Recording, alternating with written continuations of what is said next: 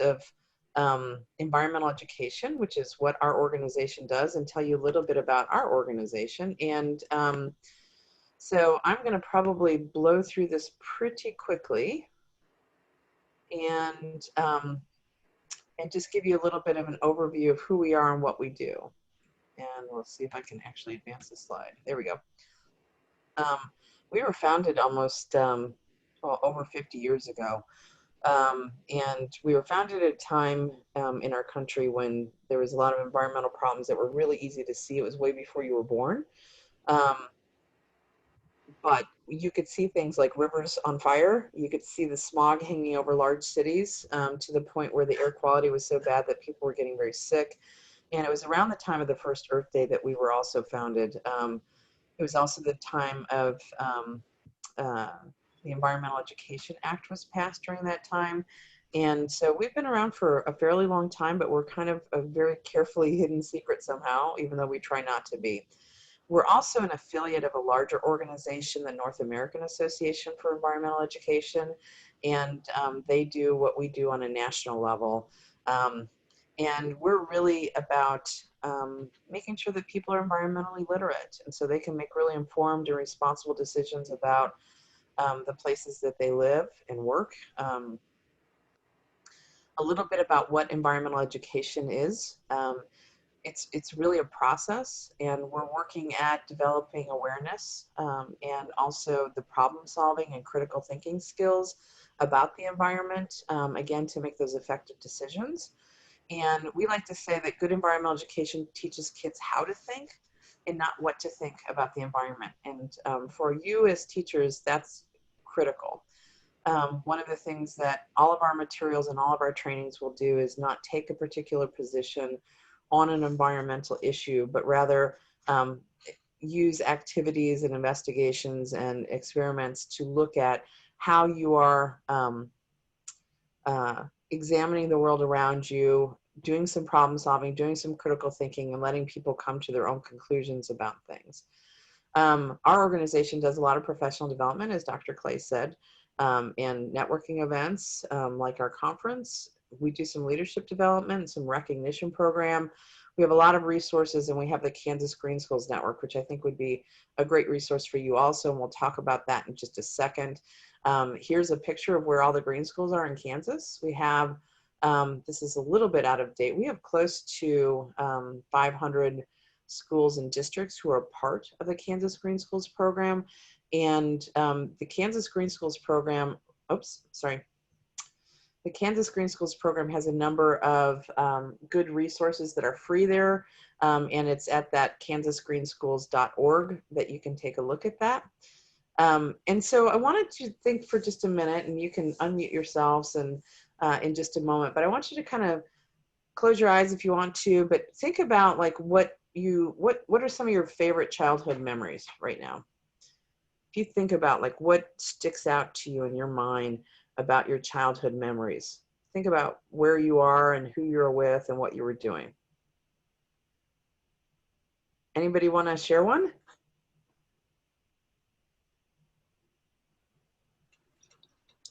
I think for me, I grew up on a farm. My dad's a farmer. So just riding in the tractor all day long, that's, yeah, something that I did all the time when I was little. And I remember even like starting kindergarten and not wanting to go because I didn't get to be with my dad all day. So that's definitely a big part of my life is doing that. That's awesome. Thanks, Morgan. Jessica, Claudia?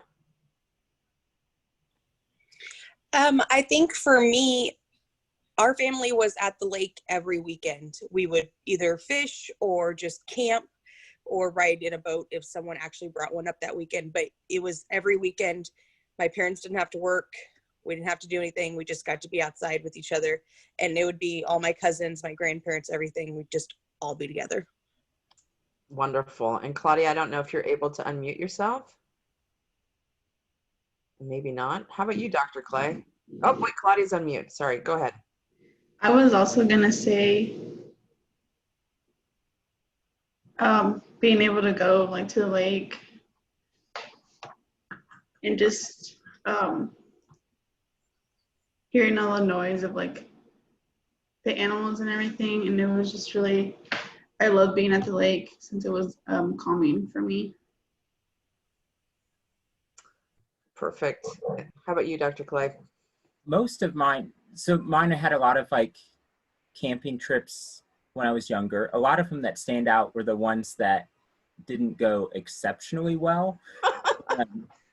So like when storms blew tents over and things like that. And then there were a lot of, when I was in elementary school, we lived on the remnants of an old farmstead with like a ton of outbuildings and stuff. And so it's all of the like exploring the like minefield of tetanus, Right. scrap metal, but just like getting to go out on my own and go see what was over there and just get to explore, even though it was just our little few acres right there. Perfect. Well, one of the reasons why we think environmental education is really important is the impacts of nature. So I wanted to share with you just a little bit of the statistics, and every single one of you mentioned something outdoors, and that's not uncommon. It's for people my age, for sure. I spent my entire childhood outdoors. My mother would kick us out when we got home from school, and we would come home for dinner, and then we would go outside again, and we would come home when the light came on, the street light came on. But kids today are not spending as much time outdoors as their parents did. And as a matter of fact, they're spending less than half as much time outdoors statistically than their parents did when they grew up. They're spending about 7.5 hours on electronic equipment during their free time, not during school, but during their free time. And one of the more recent pieces of data says that on average, kids under 13 spend about a half an hour of unstructured time outdoors each week. And when you think about that from your childhood and you think about what's going on now, I think you probably will be seeing like that's a big gap. There's a big difference between what you might have experienced growing up and what kids are experiencing growing up today. And this caught the attention of a man named Richard Louv, who actually used to be at University of Kansas. He wrote this book called Last Child in the Woods. And what he was pointing to was, as the time that kids are spending in nature declines, we're starting to see rises of things like ADHD, childhood obesity, and delays in cognitive and conceptual development. And he was very much making the case that we need to get kids outdoors more. And I thought this quote was really, it just kind of hit me in the gut when I read it. But the nursing and medical field have started to also pick up on this, and they're seeing that this lack of time in nature is also contributing to rises in a bunch of other things. And the one that surprised me the most was like having sleep disorders, like sleep apnea with kids. I didn't even know that kids could have sleep apnea, but certainly one of the pieces that's really important, and as you get into the classroom, you'll find that there are a fair number of kids who might have attention deficit hyperactive disorder, and there's a connection between that lack of time in nature and the rise in ADHD. And sorry, this is the one that gut punched me, because this is impacting children's health so much. This is from that same research article. It's anticipated that our kids might be the first generation to have a shorter lifespan than their parents. And that hasn't happened in a very long time. We've been on the opposite trend where our kids live longer. My kid will live longer than me, and their kids will live longer than them, but that might be reversing itself.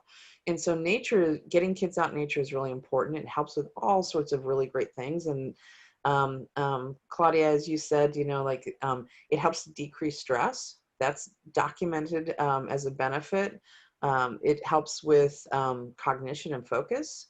It will help with improving attention. So it's really good for kids with ADHD to be outside. Believe it or not, you think it might be like more distracting for them, but it's actually helps them to focus and concentrate better to be outside. And it's cost effective and sustainable. Getting kids outside doesn't cost us anything. So it's definitely something that we can be doing more of. There's all sorts of really positive behaviors that are associated with cooperation and connections with other people that nature can help with. And it can even help adults. So like if you're having trouble focusing or if you're feeling like you're stressed out, there's been some research studies that said that getting outside can help with that feeling of well-being, but it can also help you to reset the cognitive function in your brain. And the cognitive function in your brain is that place in your brain that decides, what am I going to pay attention to? And so if you're like me, your phone's dinging and emails are popping up and a phone call is happening and then something's happening outside, and that cognitive function in your brain is the piece that's telling you where do you focus your attention on. And getting out in nature can actually reset that cognitive function in your brain. So when it's feeling overloaded, you're feeling like you can't focus, go outside.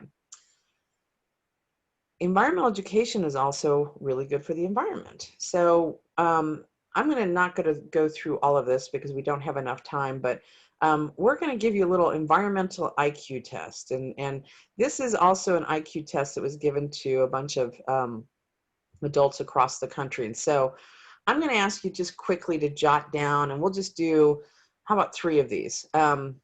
Jot down your response to this question. How's most of the energy in the U.S. generated? Is it by A, burning oil, coal, and wood, B, nuclear power, C, through solar, D, at hydroelectric plants, or E, I don't know?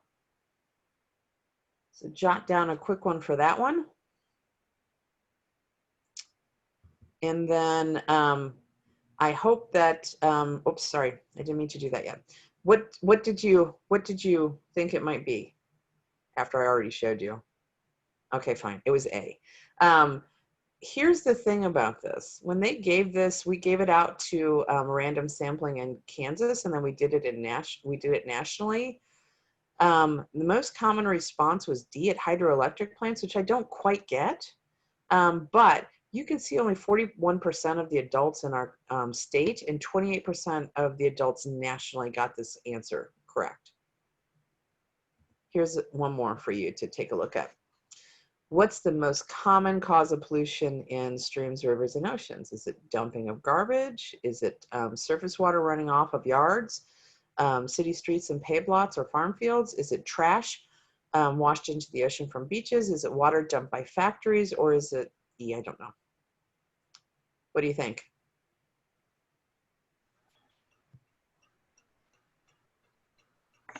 I said B. You would be correct, Jessica. It is B. And that makes you doing better than 75% of the state. And when they got asked this question. And I'll do one more with you. What do you think is the main cause of global climate change? That is the warming of the earth. Is it increased oxygen? Is it sunlight radiating more strongly through a hole in the ozone layer? Is it carbon emissions from autos, homes, and industry? Or is it increased activity from volcanoes worldwide? What do you think?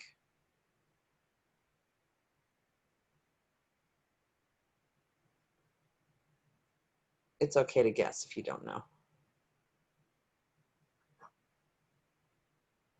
All right, Morgan and Claudia, you're the only 2 left for me to pick on because Jessica already answered a question, so. I'd say C. You would say C, and you would be correct. And about roughly half of the people get that correct. So we asked adults in Kansas and across the country 10 questions, and I'm flying through these because I don't want to take up your whole day with this. But on average, how many questions do you think people got correct? Just a rough guess. What do you think? 50%. You are very optimistic. They got only about 3 out of 10. Or sorry, only 3 out of 10 people could pass this quiz. That means 70% of the people in this country failed this quiz with less than 5, with less than half. And the scary thing about this study, at least to me, was that if you asked these same people who took this quiz, how much do you know about the environment? 75% of them said, I know quite a bit to a lot about the environment. And yet that's the same 70% who couldn't pass the test. These were not challenging questions. But we need to do better with our environmental education because people are making decisions about things that they think that they know, when in fact they don't necessarily know it. So we need to do environmental education for the environment. It's important for that. I'm going to skip over this, but you can definitely be doing environmental education with early childhood as a classroom strategy. As Dr. Clay indicated, it can be really beneficial to students in schools to doing environmental education and getting outdoors, and it can help with in motivation and enthusiasm. It reduces absenteeism. It can improve classroom behavior. It helps with concentration in classrooms. It actually helps with better performance on standardized tests and in science, reading, math, and social studies, and even improving performance on college entrance exams. These are like documented and researched benefits of doing environmental education with kids. So it's not just good for your well-being, it's not just good for the environment, but it's good for education too. And this was a really cool study. It can also help to change adults' attitudes. So when you're teaching children about environmental issues, this was a study that actually a friend of mine did at North Carolina State University. And when kids were learning about climate in the classroom and warming climate, they found out that just from going home and talking with their parents that they could potentially change, they did change attitudes and beliefs about that among their parents. And since it's mostly females in here, daughters were more effective than sons. Sorry, Dr. Clay, in having these conversations, but it can definitely play a role in working with adults. And then the North American Association for Environmental Education has demonstrated some really positive results again with environmental education. All this to say is that it has been, it has been very much a part of not only helping students' well-being, not only helping the environment, but also helping students do better in school. And so some of the things that we're working on right now is we're working on expanding our Green Schools programs, and I encourage you to check that out.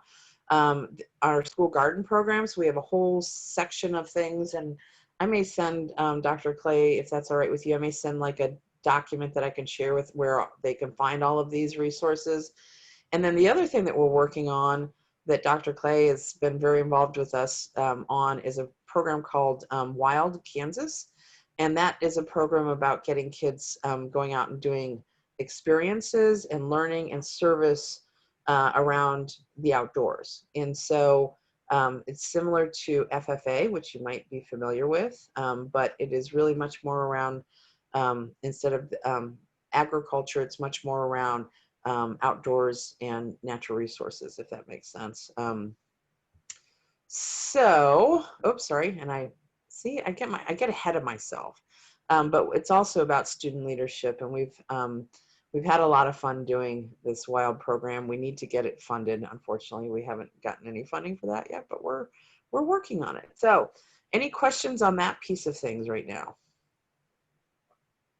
or anything that I like flipped through too quickly because I'm already past where I thought I was going to be. All right, so there's my contact information and a couple of other folks who I work with, but I'm Laura Downey. That's my email address right there. If you are looking for resources, if you're wanting to connect with some environmental education programs or resources in your area, if you're, when you're in the classroom, we want to be that resource for you. And so please do contact us and let us know what we can do to support you, because we want to do that. All right, so I asked Dr. Clay before you got on, I think Jessica and Claudia, I don't know if you, Morgan said there might be a tree nearby. Jessica, do you have a tree nearby that you could get to? How about you, Claudia? All right, So after I just got done telling you how important it was to go outside, I'm going to have you go outside. So here's what we're going to do. I want you to think of that tree that's nearby you and get out a piece of paper and draw it to the best of your ability. I want you to picture that tree that's near you and draw the tree to the best of your ability.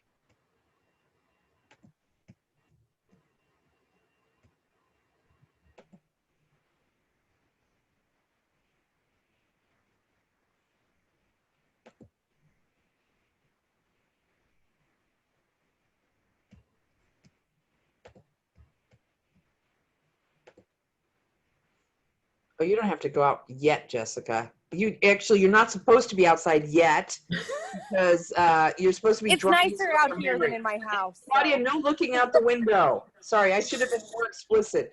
From your memory, I want you to draw it. Oh, man. Sorry. And Claudia, I saw you peeking out the window. No peeking.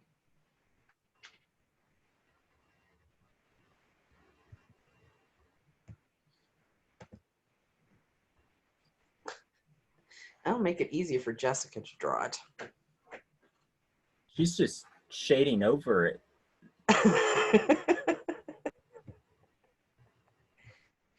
Just tracing.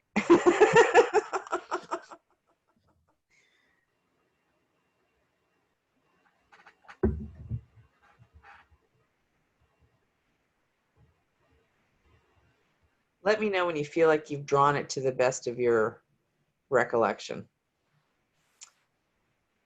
And see, this is what happens, Dr. Clay, when I switch gears midstream because I didn't get the directions quite right. Sorry.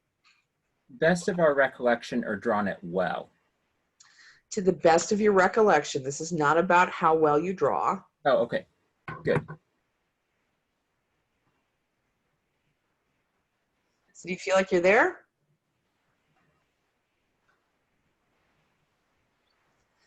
All right, you would not do this as quickly as I'm doing it with you with students. You would want to let them take their time.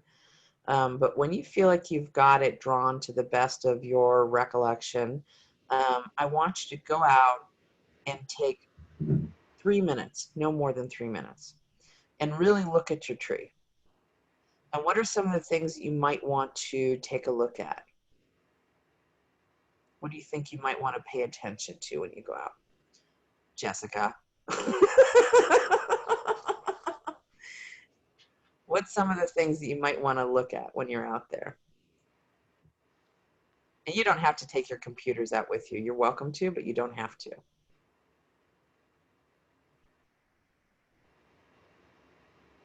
Pay attention. All right, since you're not answering me, I'll give you some hints. You will want to pay attention maybe to what the bark looks like. You might want to pay attention to what the shapes of the leaves are.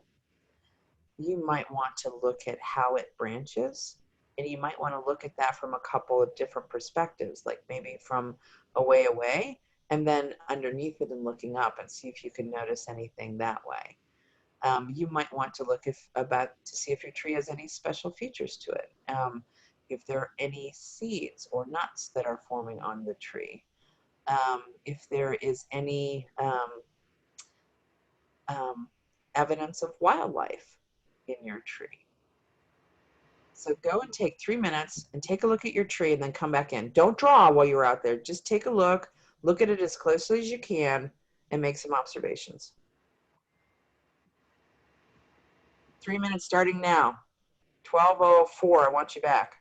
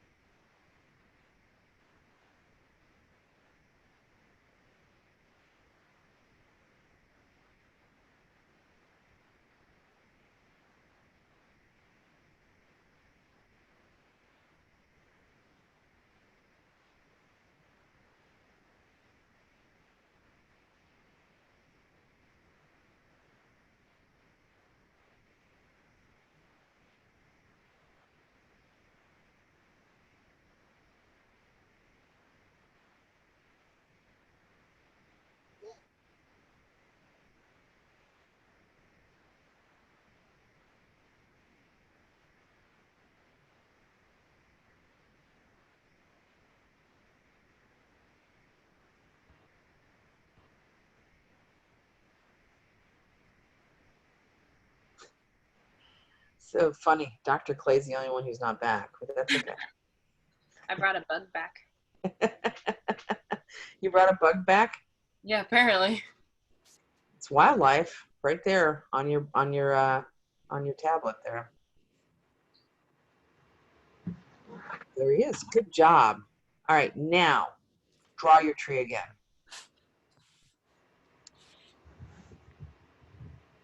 And in the chat, I shared a link to Padlet.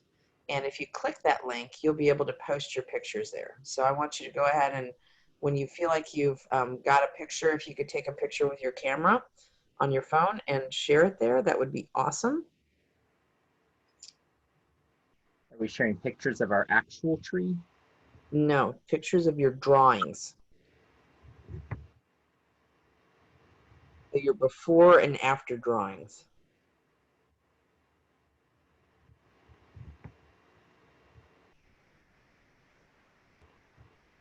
Dr. Clay, if I use up most of this hour, am I going to be in trouble with you? Oh, no. Good, okay.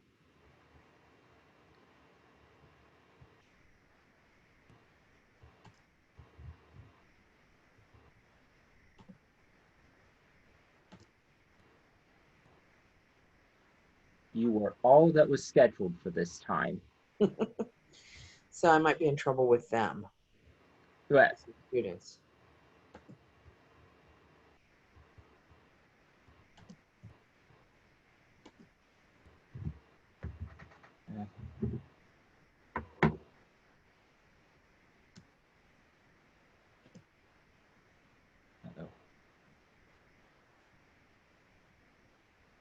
So if you could figure out how to take a picture with your phone, and maybe you pick one before or after, because I don't want to, I feel like we're going to run out of time.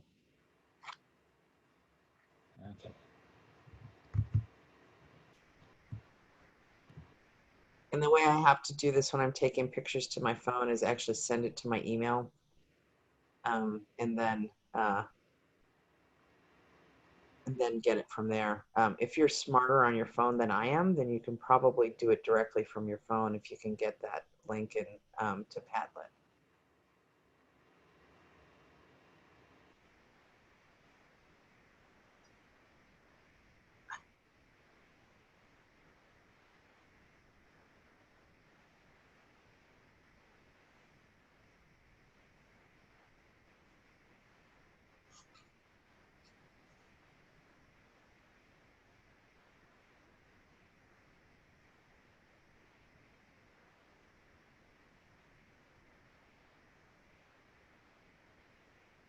So got your pictures yet? Not yet, okay.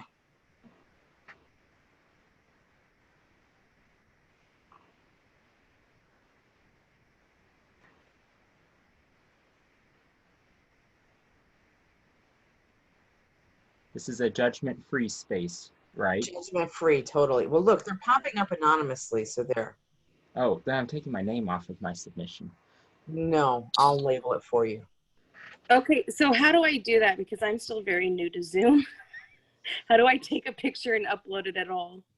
Do you have a cell phone with you? I'm on the cell phone for the Zoom. Oh, you're on the cell phone for the Zoom. Yeah. So if can you see the chat on your cell phone? Yes. Do you see the link I popped in the chat? Yes. Try clicking on that, and then the process to upload it is actually very simple. When you get onto there, you're going to just add a picture. Oh, I think I found it. Okay, perfect. Thank you. Uh-huh.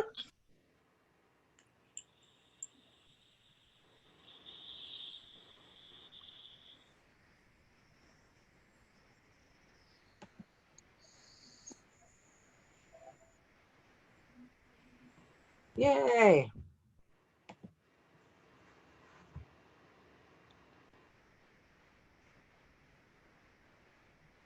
Was that Jessica? Good job. The tree looks familiar. Good.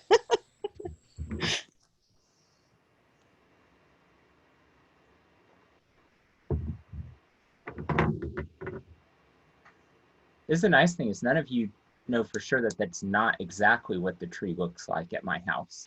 It's true. And I got you out of your basement for at least a couple minutes, so that was good, right? Yeah. So while we're seeing if Claudia Morgan can get theirs uploaded, what would you expect to see if students were doing this? If they were drawing a tree from memory in the schoolyard where you were, and then going outside, or if you were teaching them remotely and they were drawing a tree in the yard and then going outside and taking observations and then coming back and drawing it, what would you hope that you would see with students? Maybe more detail in their after picture. Yeah.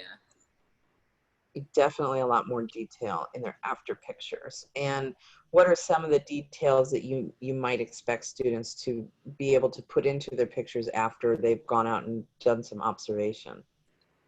Or what were some of the things you noticed that you after you went out and did your observation that you added into your pictures?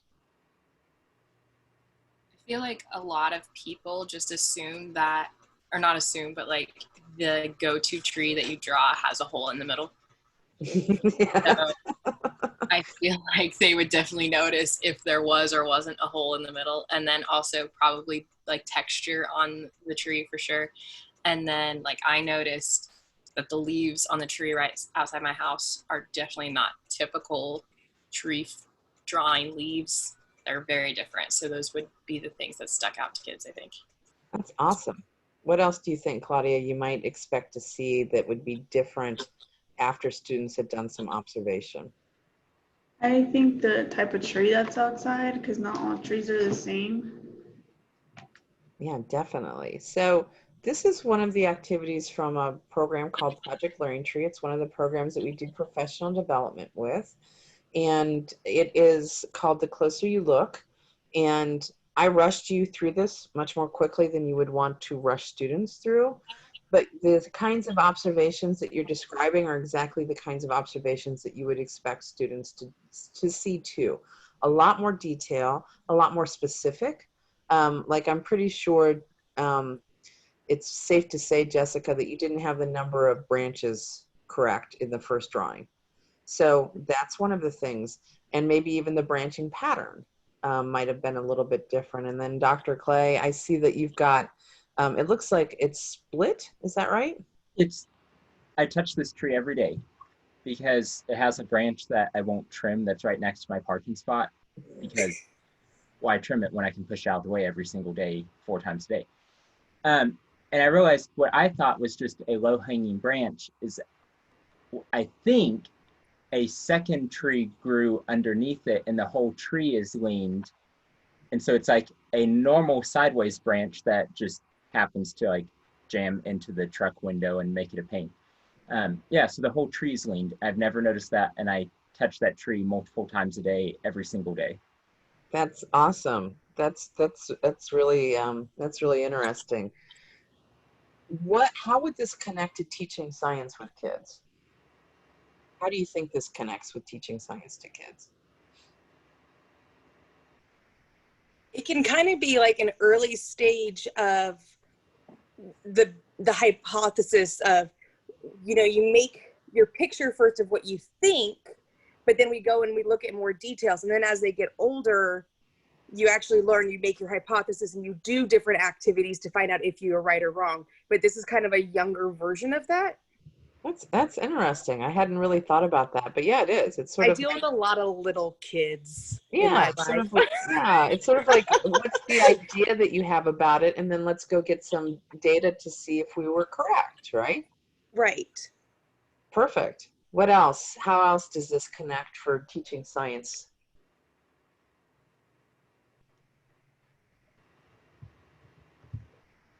I don't know how far you are into your science methods, but what skill did you use to be able to do this?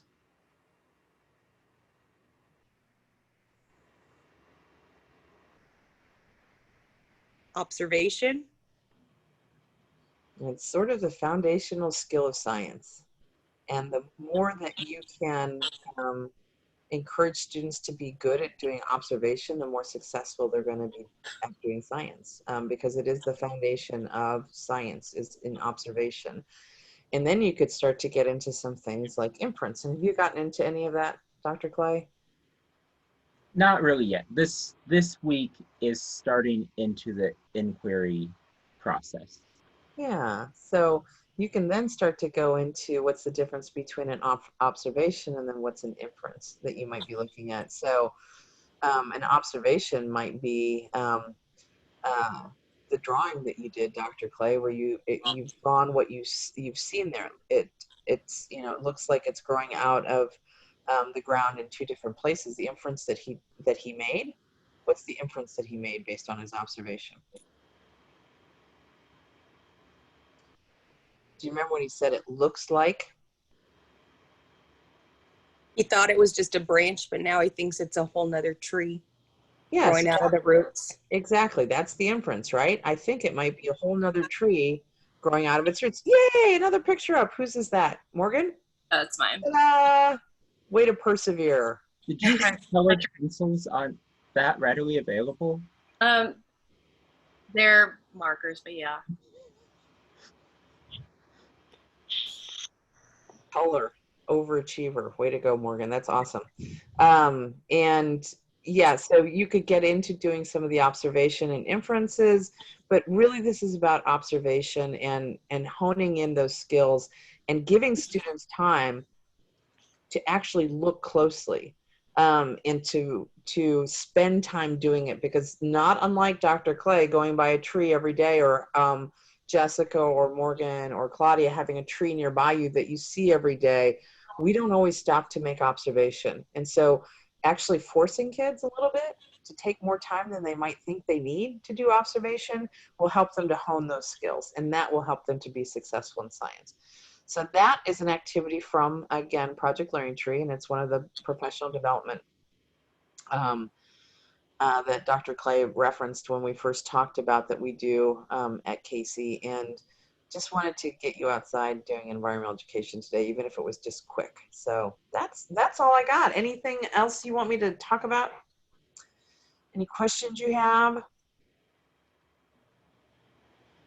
Do you mind sharing a little bit for them about the conference this year, if that's something they are interested in attending?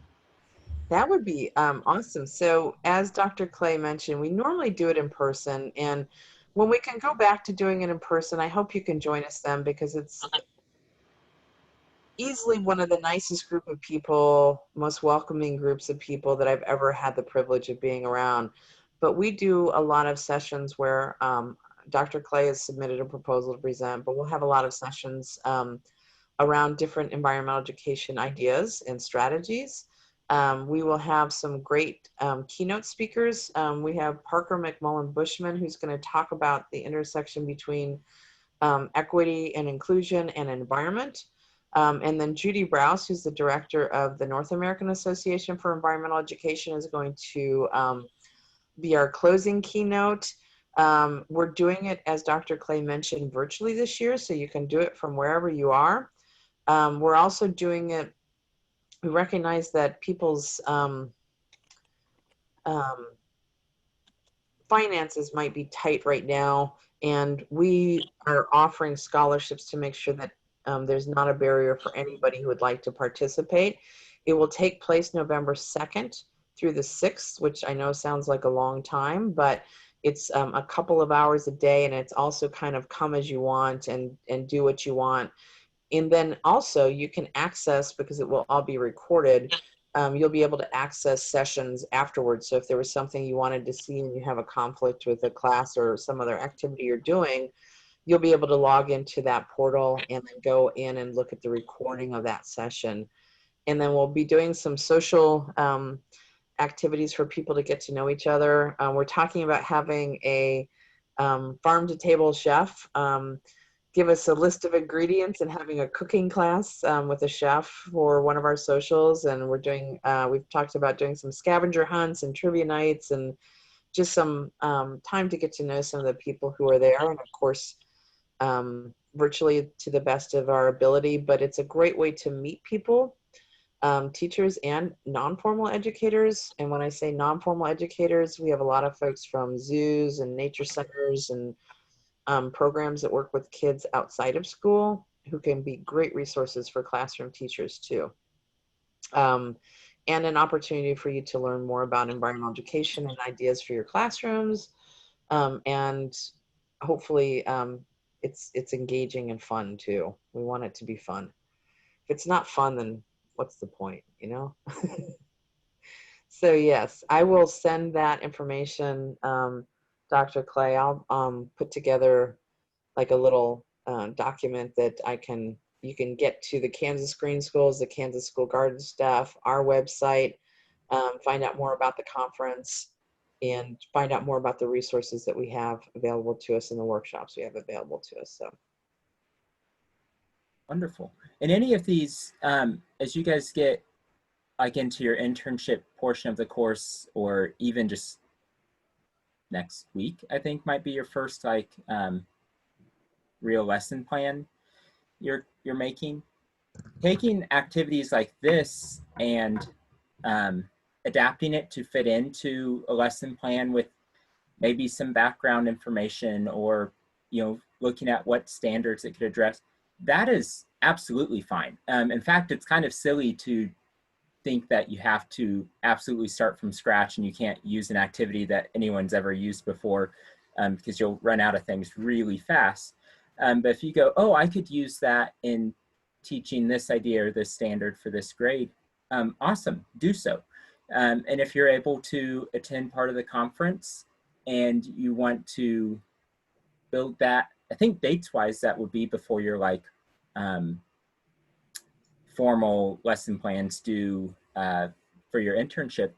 You can do that. So if you want to go and get ideas and see which one of those you think would be a good one to build into a lesson plan, you can. I mean, that's a lot of things I've done teaching where you would see something someone else is doing, you're like, oh, if I just changed it a little bit, it would fit what I'm trying to accomplish. Yep. So that's something to keep in mind, and that's all fair game. So don't feel like, oh, well, Laura showed me, so I can't use that. No, that's absolutely fair game. Do use it and adapt it to whatever setting, or grade level you're interested in. So do any of you have any questions?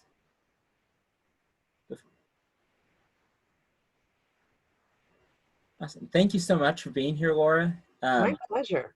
I am sure they were glad to hear someone that wasn't me. And I'm glad they were able to hear someone that wasn't me. Thank you all for coming.